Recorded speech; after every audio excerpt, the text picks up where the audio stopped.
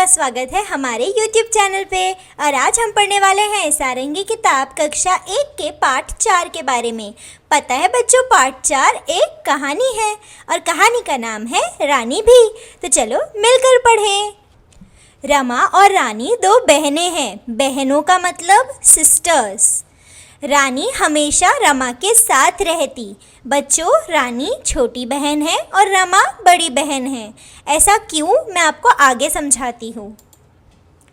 रमा ने अपने बालों में कंघी की, तो जब बड़ी बहन रमा ने अपने बालों में कंघी की तो रानी ने भी अपने बालों में कंघी की। फिर रानी ने भी अपनी बड़ी बहन को देखते हुए अपने बालों में कंघी की।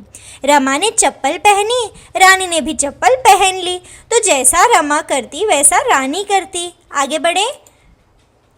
रमा ने अपना बस्ता उठाया। बस्ता का मतलब बैग होता है। रानी ने भी एक झोला उठाया। झोला बस एक झोला है। रमा स्कूल जाने लगी। माँ ने रानी को स्कूल नहीं जाने दिया। रानी अभी बहुत छोटी थी। माँ ने रानी को स्कूल क्यों नहीं जाने दिया? क्योंकि रानी अभी बहुत छोटी थी। माँ ने रानी को समझाया, रानी बेटा तुम अभी बहुत छोटी हो, थोड़ी सी बड़ी हो जाओ तब तुम भी स्कूल चले जाना। तो बच्चों, ये थी हमारी आज की कहानी। तो बच्चों चलो अभी आगे बढ़ते हैं और एक एक्टिविटी सॉल्व करते हैं। इस एक्टिविटी को मैच द फॉलोइंग कहते हैं। मिलान कीजिए। देखो ऊपर क्या लिखा है, अनुमान लगाकर शब्दों के साथ चित्रों को जोड़िए। तो यहाँ पे हमें कुछ शब्द दिए गए हैं, जैसे कि बस्ता, झोला, रानी, रमा, और कुछ तस्वीरें या चित्र दी गई हैं। हमको इन शब्द को इन तस्वीरों से या चित्रों से जोड़ना है। तो बच्चों आपको बस्ता दिख रहा है, ये देखो ये स्कूल का बस्ता है जिसको हम बैग भी कहते हैं। तो हम बस्ते को बस्ते से जोड़ देंगे। झोला, ये देखो यहाँ पे है हमारा झोला। रानी, ये देखो ये रही छोटी रानी। तो हम रानी के शब्द से लेके रानी के चित्र तक एक रेखा बनाएंगे या एक लाइन बनाएंगे। देखो रमा, आपको दिख रही है बड़ी बहन रमा, ये रही बड़ी बहन रमा। तो हम रमा को रमा के चित्र से जोड़ देंगे। चप्पल, बच्चों आपको चप्पल दिख रही है, ये रही चप्पल। तो हम चप्पल को चित्र से जोड़ देंगे। स्कूल, कंघा और बाल, हमने सब कुछ जोड़ दिया। तो अभी हम आगे बढ़े। आगे देखो क्या दिया है। एक बार फिर से अनुमान लगाकर अपने शिक्षक के साथ रानी भी कहानी को पढ़िए। तो बच्चों यहाँ पे शिक्षक मतलब टीचर, और अभी मैं आपको सिखा रही हूँ तो मैं आपकी शिक्षक हुई। तो अभी आपको ये पूरी कहानी मेरे साथ पढ़नी है। तो पढ़ें आराम से और धीरे धीरे। बच्चों चलो इस कहानी को फिर से पढ़ते हैं धीरे धीरे। रमा और रानी दो बहनें हैं। रानी हमेशा रमा के साथ रहती है। रमा ने अपने बालों में कंघी की, रानी ने भी अपने बालों में कंघी की। रमा ने चप्पल पहनी, रानी ने भी चप्पल पहन ली। रमा ने अपना बस्ता उठाया, रानी ने भी एक झोला उठा लिया। रमा स्कूल जाने लगी। माँ ने रानी को स्कूल नहीं जाने दिया। रानी अभी बहुत छोटी है। माँ ने रानी को समझाया, रानी बेटी तुम अभी बहुत छोटी हो, थोड़ी सी बड़ी हो जाओ तब तुम भी स्कूल चली जाना। तो बच्चों आपने मेरे साथ ये कहानी पढ़ ली। अब हम आगे बढ़ते हैं। देखो तीसरे प्रश्न में क्या लिखा है, यह कहानी दो बहनों की है, उनके नाम बताए। तो दो बहनों का नाम क्या था? रानी और रमा। तो बच्चे चलो आगे बढ़ते हैं। अभी आपने नाम तो बता दिया, अब उन दोनों बहनों का नाम लिखिए। यहाँ पे आपको डॉट्स दिख रहे हैं, आपको इन डॉट्स को जोड़ के उनका नाम लिखना है। तो देखो जैसे मैं यहाँ पे इनका नाम लिखने की कोशिश कर रही हूँ, रानी और रमा। अब देखो नीचे क्या दिया है, क्या रानी रमा के साथ स्कूल गई? तो नहीं, रानी रमा के साथ स्कूल नहीं जा पाई। क्यों? क्योंकि वह बहुत छोटी थी। अब हम आगे बढ़े। आगे देखो हमें दो प्रश्न दिए हैं और हमको इनके उत्तर लिखने हैं और बताने भी है। तो बताओ बच्चों, रानी रमा के साथ स्कूल क्यों जाना चाहती थी? तो रानी स्कूल में जाके हम क्या करते हैं? हम पढ़ाई करते हैं। तो रानी रमा के साथ स्कूल पढ़ने के लिए जाना चाहती थी। माँ ने रानी को स्कूल क्यों नहीं जाने दिया? बताओ बच्चों, मम्मी ने रानी को स्कूल क्यों नहीं जाने दिया? माँ ने रानी को स्कूल इसलिए नहीं जाने दिया क्योंकि वे बहुत छोटी थी। आगे बढ़ते हुए देखो बच्चों, हमें क्या मिला है? खोजिए और जानिए। अपने परिवार के लोगों से बातचीत कीजिए और जानिए कि उनका स्कूल कैसा था। उनके स्कूल का चित्र उनके सहायता से बनाएं और कक्षा में सभी के साथ साझा कीजिए। साझा का मतलब शेयर कीजिए। यह भी साझा कीजिए कि आपको उनके स्कूल में और अपने स्कूल में क्या अंतर दिखाई दे रहा है। मतलब आपको अपने स्कूल में और उनके स्कूल में अलग अलग चीज़ें ऐसी क्या दिखने मिल रही है, ये आप अपने मम्मी पापा और अपने सहपाठियों से बातचीत कर कर बताएं। तो बच्चों आगे बढ़ते हुए देखो यहाँ पे क्या लिखा है?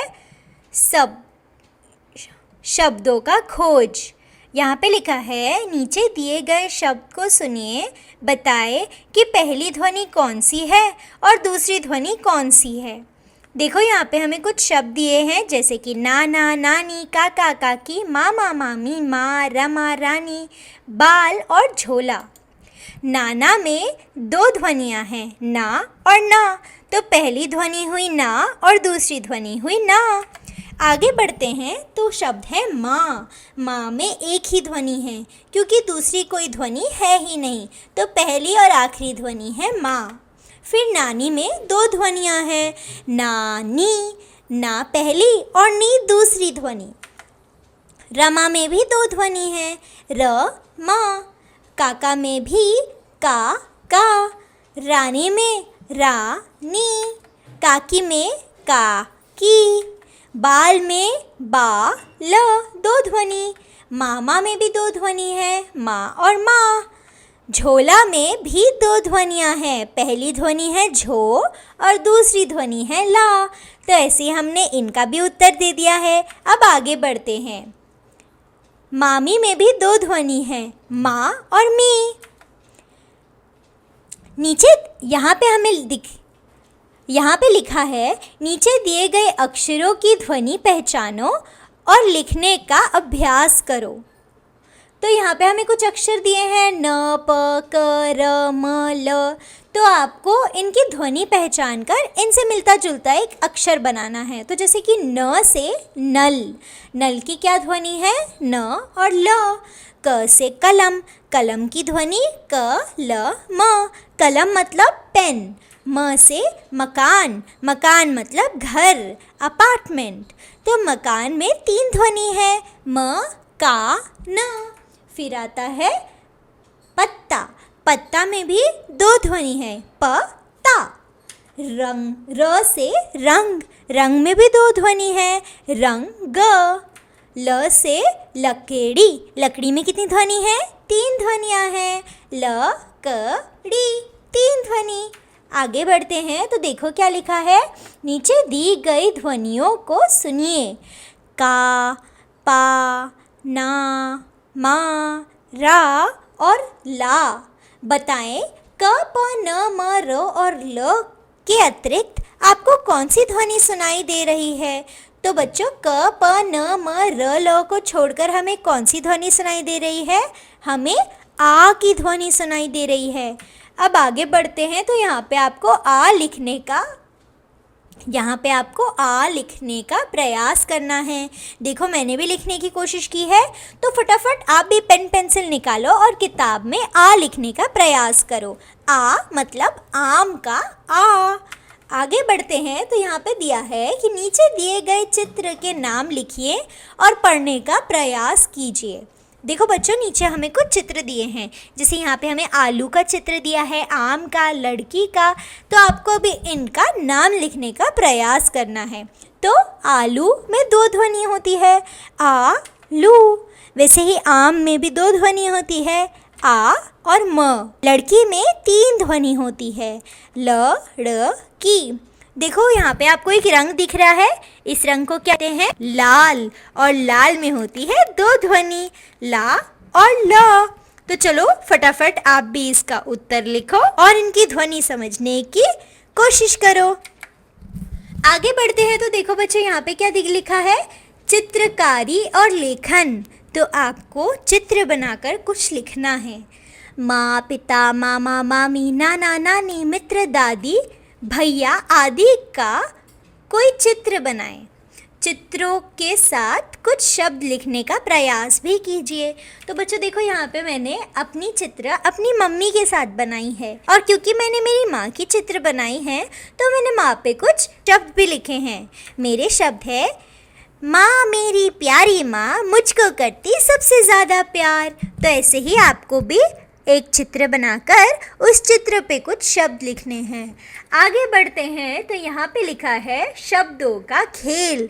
यहाँ पे हमें कुछ शब्द दिए हैं, जैसे कि क, प, न, र, म, का, पा, ल, न, मा, द, ला। तो ऐसे ही आपको इन्हीं शब्दों से, इन्हीं अक्षरों से कुछ शब्द बनाने हैं, जैसे कि ना, ना, या, का, म, या फिर क, प। ऐसे ही बच्चों आपको भी कुछ शब्द बनाने हैं, जैसे म, का, न, या फिर दा, ल, क, म, ल। कमल मतलब लोटस। तो अभी आपको भी ऐसे ही कुछ शब्द बनाने हैं। आगे बढ़ते हैं तो बच्चों यहाँ पे है प्रश्न और पहेली। आपको कुछ प्रश्न दिए जाएंगे, ये प्रश्न पहेली जैसे होंगे, आपको इनका उत्तर जानना है। मेरे पिता के पिता मेरे क्या लगेंगे? तो बच्चों बताओ, आपके पापा के पापा आपके क्या लगेंगे? दादा। आपके पापा के पापा आपके दादा लगेंगे। मेरी सहेली बड़ी प्यारी, उसका नाम बूझो तो जाने। मेरा नाम का उल्टा उसका नाम, मैं हूँ नीरा तो वो है। तो यहाँ पे क्या लिखा है कि जो इनकी सहेली है उनका हमें नाम बूझना है, मतलब हमें ढूंढना है। तो यहाँ इनका नाम नीरा है और इनकी सहेली का नाम इनका उल्टा है। उल्टा मतलब एकदम उल्टा, मतलब हमको नीरा नाम को पलटना है। तो नीरा को अगर उल्टा करते हैं तो क्या बनता है? रानी। तो इनकी सहेली का नाम है रानी। नीना की नानी का उल्टा है। तो नीना की नानी मतलब हमें नानी शब्द को पलटना है। नानी शब्द को पलटते हैं तो क्या बनता है? नीना। चलो अभी हम आगे बढ़ते हैं। आगे लिखा है, देखो बच्चों यहाँ पे क्या लिखा है? चित्र और बातचीत। यहाँ पे हमको कुछ चित्र बनाने हैं और उस पर बातचीत करनी है। पेंसिल। पेंसिल मतलब जिससे हम लिखते हैं।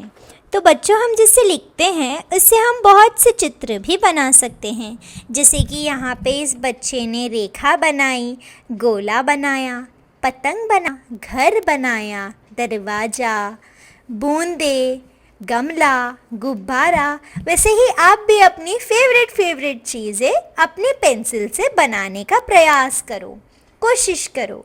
अब आगे बढ़ते हैं तो यहाँ पे हमें रंग भरिए। रंग भरिए मतलब हमको इस चित्र में रंग भरना है। तो देखो यहाँ पे मैंने भी इस चित्र में रंग भर लिया। तो फटाफट आप भी अपने कलर पेंसिल्स लाओ और उन चित्रों में रंग भरना स्टार्ट कर दो। आगे बढ़ के देखते हैं तो आती है खेल गीत। खेल गीत मतलब एक कविता, और इस कविता का नाम है मुर्गा बोले कुकड़ू कू। और इस कविता का नाम है मुर्गा बोले कुकड़ू कू। मुर्गा बोले कुकड़ू कू, चल मेरे भैया रुकता क्यों। तो बच्चों मुर्गा क्या बोलता है? कुकड़ू कू। कुत्ता भौंके भौ भौ भौ, अटकी गाड़ी पौ पौ पौ। तो कुत्ता भौंकता है, और भौंकने की आवाज़ कैसी होती है? भौं भौं भौं। और अटकी गाड़ी मतलब गाड़ी अटक गई है, तो गाड़ी से क्या आवाज़ आ रही है? पौ पौ पौ। बकरी आई, बिल्ली आई, मैं आई, म्याऊ म्याऊ आई। बकरी क्या आवाज़ करती है बच्चों? मैं। और बिल्ली क्या आवाज़ करती है? म्याऊ म्याऊ। धक्की गाड़ी घौ घौ घौ, चलती गाड़ी पौ पौ पौ। तो फिर क्या हुआ? इनने गाड़ी को धक्का दिया, तो गाड़ी को धक्का देने की आवाज़ क्या होती है? धौ धौ धौ। हमने इस कविता में बहुत अलग अलग प्रकार की आवाज़ों को लिखने की, सुनने की और बोलने की कोशिश की है। तो मुर्गी जैसे या मुर्गा जैसे कुकड़ू को बोलता है, वैसे ही कुत्ता भौ भौ भौ मतलब भौंकता है। गाड़ी की आवाज़ पौ पौ होती है तो बकरी की आवाज़ मैं होती है।